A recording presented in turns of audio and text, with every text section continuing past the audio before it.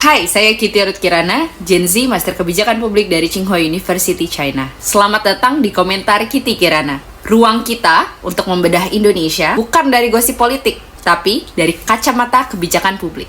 Karena masa depan negeri ini terlalu penting untuk cuma dititipkan ke narasi elit. Setiap minggu kita akan kupas isu-isu aktual dengan analisis publik yang jernih. Kalau kamu mau Indonesia yang adil, akuntabel, dan berpihak pada rakyat, jangan lupa subscribe, like, komen, dan share video ini. Supaya rakyat gak cuma jadi penonton, tapi kita jadi bagian dari perubahan. Hari ini kita akan bahas Yes Man di lingkaran kekuasaan Presiden Prabowo.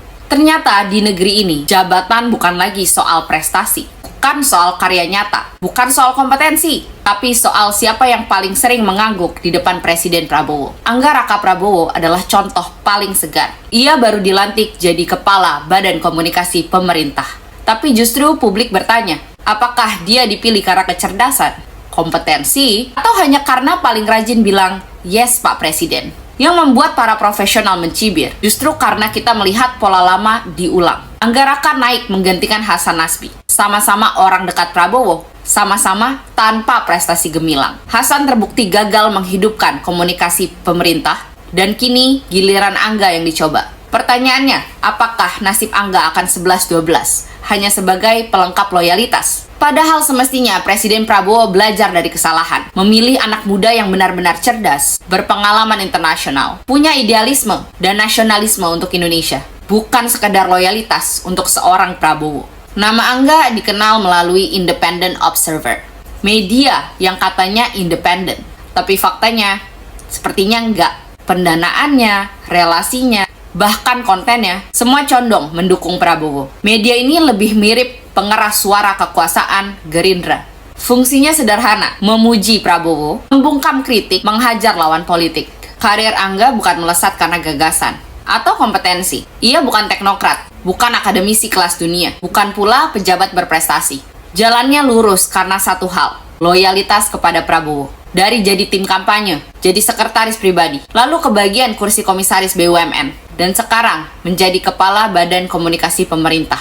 Oh iya, Angga yang lulusan S1 masih merangkap jadi Wamen Komdigi.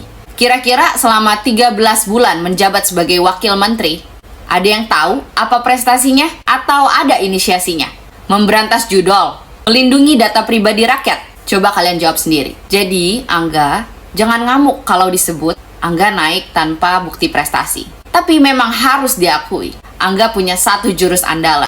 Benar sekali Pak Presiden, loyalitas memang penting untuk stabilitas. Presiden jadi tidak pusing dengan suara berbeda. Semua kompak satu suara. Tapi, ini pisau bermata dua. Tanpa orang yang berani memberi masukan berbeda, pemerintah hanya jadi echo chamber, ruang gema. Hanya ada suara presiden yang dipantulkan ulang. Justru ini jadi sangat berbahaya, karena kebijakan jadi kehilangan kualitas, dan rakyatlah yang menanggung akibatnya. Lebih lagi, sebagai kepala Badan Komunikasi, Angga akan menghadapi jurnalis istana. Jurnalis istana itu kelasnya senior, sangat cerdas, berbasis data. Itu belum lagi jurnalis luar negeri, yang terbilang punya jam terbang tinggi. Jadi jika Angga salah komentar atau nggak bisa fluent berbahasa Inggris, itu bisa jadi berbahaya bagi Indonesia. Sungguh-sungguh kepala Badan Komunikasi Pemerintah harusnya punya kompetensi yang mumpuni.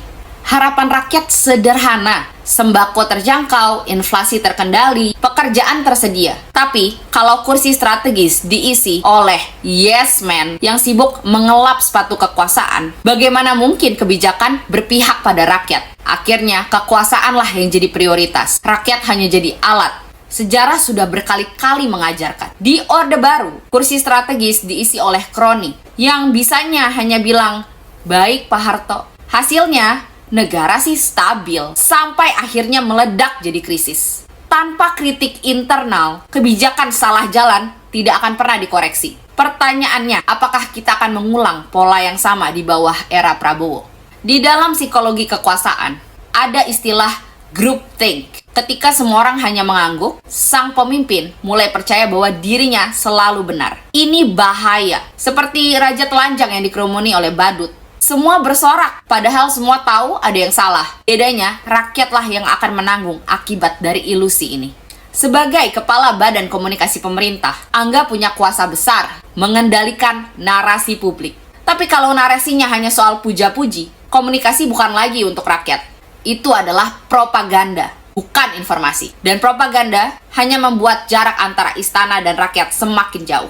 Bayangkan kalau semua pejabat di sekitar Prabowo hanya bertugas jadi mesin tepuk tangan. Tidak ada yang berani bilang, "Pak, kebijakan ini keliru. Pak, rakyat sedang susah. Pak, rakyat mati keracunan." Kalau semua hanya berlomba jadi yes man, maka pemerintahan ini cuma jadi konser tepuk tangan. Sementara rakyat mati menunggu solusi nyata. Kalau kualitas dikesampingkan, kalau prestasi jadi tidak penting, lalu apa jaminan rakyat tidak akan dikorbankan demi menjaga kenyamanan Presiden Prabowo? Pada akhirnya, sejarah akan menilai. Tapi sebelum itu, mari kita rakyat juga menilai apakah yes man di lingkaran Presiden Prabowo benar-benar bekerja untuk bangsa atau sekedar jadi pelayan pribadi bagi sang penguasa.